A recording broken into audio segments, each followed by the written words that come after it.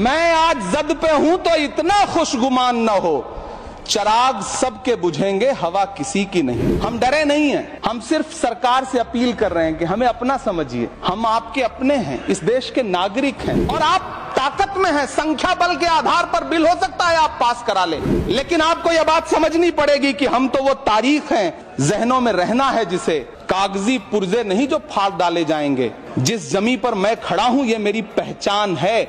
आप आंधी हैं तो क्या मुझको उड़ा ले जाएंगे? ये बिल सिर्फ इस देश के मुसलमानों को नीचा दिखाने का और अपने एक ऐसे मतदाता वर्ग को खुश करने का बिल है जिनको इस बिल के पास हो जाने से कुछ मिलेगा भी नहीं। जिल्ले इलाही, जमहूरियत जो है वो नफरत और ठसक से नहीं चलती है, अकड़ से नहीं चलती है।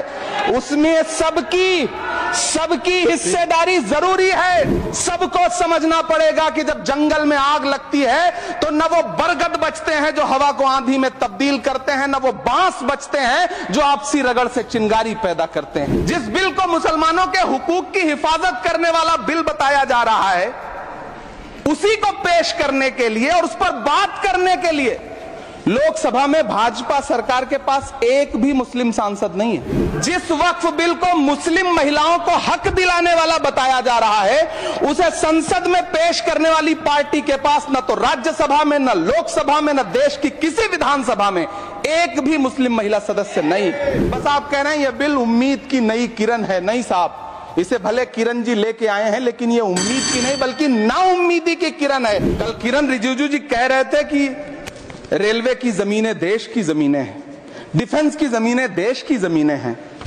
हाँ मंत्री जी हैं, बिल्कुल हैं। तो हम भी तो इसी देश के नागरिक हैं, हम भी तो इसी देश के बेटे हैं, तो वक्फ की जमीनें भी तो इसी देश की जमीनें हैं। उनको पराया क्यों बोलते हैं आप? और मंत्री जी, मैं इस सदन में अलल ऐलान ये कहता हूं कि जब भी इस देश की जमीन को लहू की जरूरत होगी, आपसे 2 कदम आगे इमरान खड़ा मिलेगा। ये मैं आपसे यकीन दिलाते हुए कह रहा हूं।